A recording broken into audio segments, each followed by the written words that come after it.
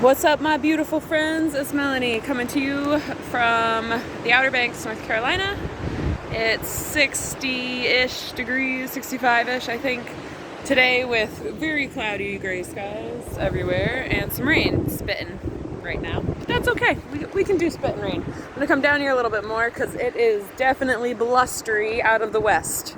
Since this is east, we got a sand dune here blocking all the things. So yeah, we're gonna have ourselves a quick conversation. Maybe I'll come down so that y'all can see the water, because that's always soothing, right? I didn't know what I was gonna talk about today, and then it hit me when I was walking up the stairs. And I'm gonna title this video, Peace, Love, Namaste. Why? Why am I gonna title the video that? Well, the other day, I got in a predicament, argument,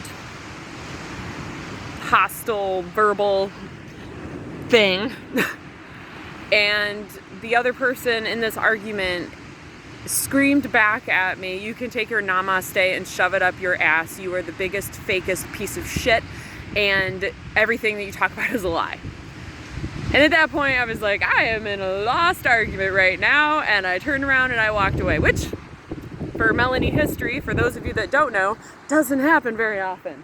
But I knew we were beyond the point of reasoning, we were beyond the point of sanity, and we had gone off the deep end. So, when we throw insults at each other like that, I have to step back.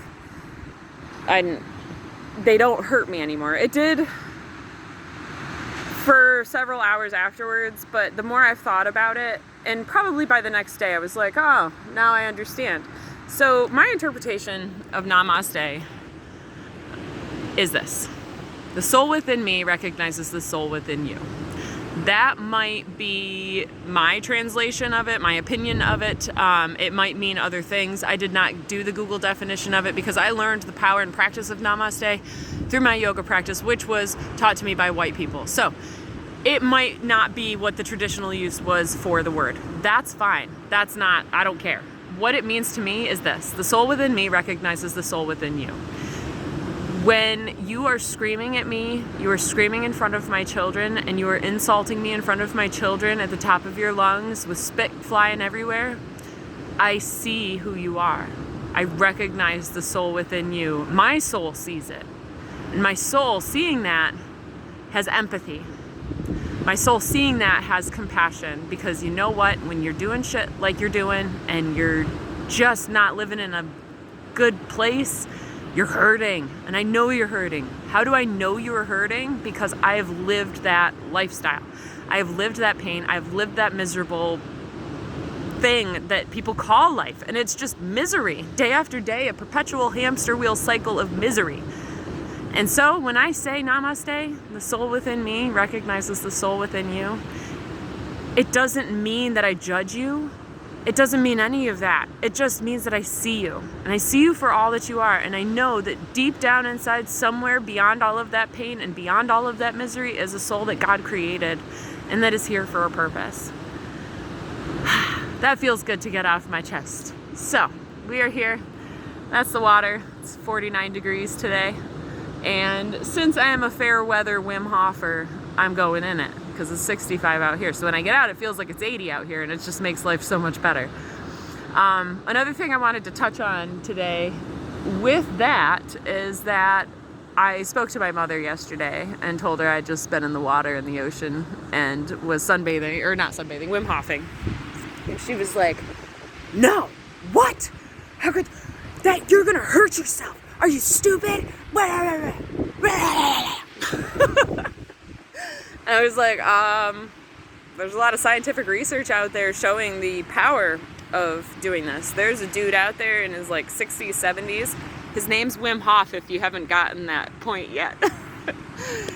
He has done this for decades. He started this because of mental anguish after his wife committed suicide. He's still alive. He is the fittest human at that age that I have ever seen on TV, camera, anything. Like, doesn't matter. He is the healthiest living human being that I've ever seen. I don't know what his diet's like, nothing. But I do know that he takes an ice bath every day. Is this ice bath? No, it's not an ice bath.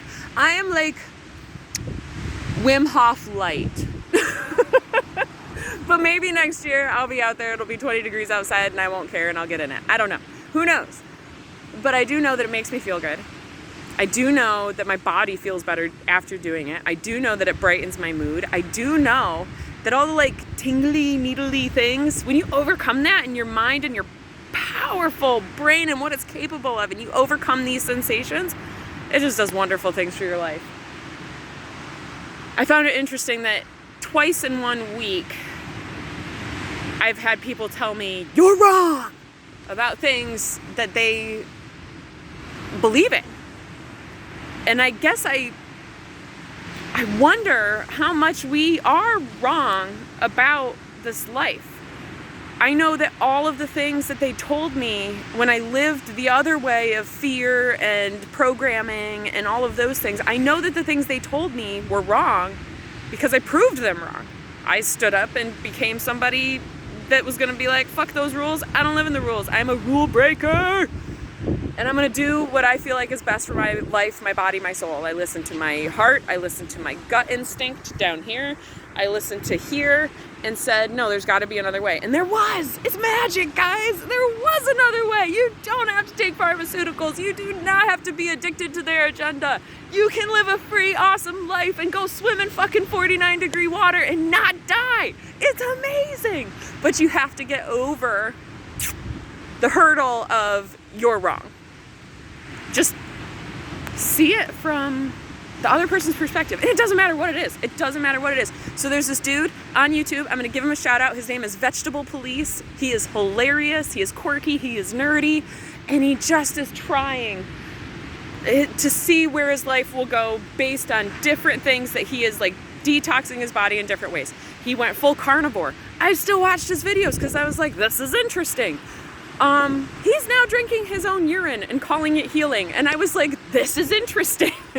Am I going to go carnivore because he did? Fuck no. I will never be a carnivore, ever. I don't care what anybody says. I would rather eat dune grass than ever be a carnivore. Never. So I know I'm not going to go that direction. Will I ever drink my own urine? Probably not. I know too many things about the kidneys and the detox process and all that stuff, but I still find it interesting. I still see an alternate point of view as interesting, even though it might not be for me. I still research it. I still look into it. I'm still interested by it, even though I may never try it. So if you want to drink your own pee, go drink your own pee. Some guy in the comments section, he said he did it for 29 days and he lived. I was like, holy shit, that's awesome, man. He said he had great healing benefits from it. Great. There's been books written about it. If you want to go do that, go do that. If you want to jump in the cold water and you say that it makes you feel better, go do that. If you want to run down Main Street naked and absorb all the sunshine, go do that. You might get arrested because the government has got laws saying that you can't do that, which is bullshit, because we should be able to wander and do whatever we want. We shouldn't be restricted by clothing. I am a nudist at heart. This is ridiculous. But anyways, it's now raining a lot harder. It's very wet, and I'm going to go put my clothes and this phone up there in the gazebo where we left. Might as well start walking there now. And my bootay is going to go in that water. I do not have a tripod today because I didn't care to bring one. I'm not somebody that really, I wouldn't be on my phone if I wasn't trying to spread a message. I wouldn't be on my phone if I wasn't trying to spread a message on Instagram or YouTube. Like, I'm here doing this with y'all.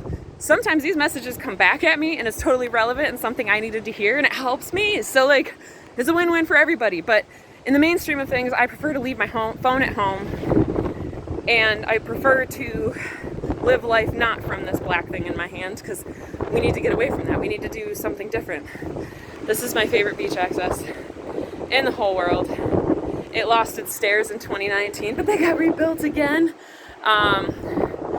This is the little red mailbox. I'm gonna shut it. But there's always like really awesome words of hope in here. Hang on, we'll read one real quick. Why not? Why not, guys? All right. Remember that you are loved. Don't give up. It's a beautiful day to be so grateful. Enjoy the salty air. It's all backwards for you, but it's there. Like, isn't that nice that you can like pull up, and if you're having a bad day, you can write a message. Dear Hope, today I surrender 100%, February 13th, with love. Dear Hope, even in the trials in life, if we have eyes to see them or feel them, we can send good things everywhere. I think that's what it wrote. There's just beautiful people in here trying to make a difference. The really sad thing is that there's way less writings than there used to be, but we're gonna end with this one. But people are still trying, so that's why I'm here for you guys, is spreading this message. Here's a message. Bible verses are always finding me. He said to them, "Love the Lord your God with all your heart, all your soul, and all your mind. For this is the greatest command." Matthew 22:37-38. I don't know the verses and all that stuff, but there you have it. Have love for the God above, because he created you, or she. I don't know if it's a guy or girl. I'm not a creator. We don't know, because we haven't seen it, guys. Like, God might have shown himself to you as a him, but maybe he shows himself to girls as a her. I don't know. That's the best part about this life, is like, I go into it with a state of wonder of, I don't fucking know. Whatever happens, happens. Everything happens for a reason, and I know nothing, because everything that they told me before was a lie, so who's to say everything they're telling me now is not a lie? I know nothing. All I know is I'm going to live the best that I can, to the best of my ability. Wish you all a happy 11/11. Peace, love, namaste, adios.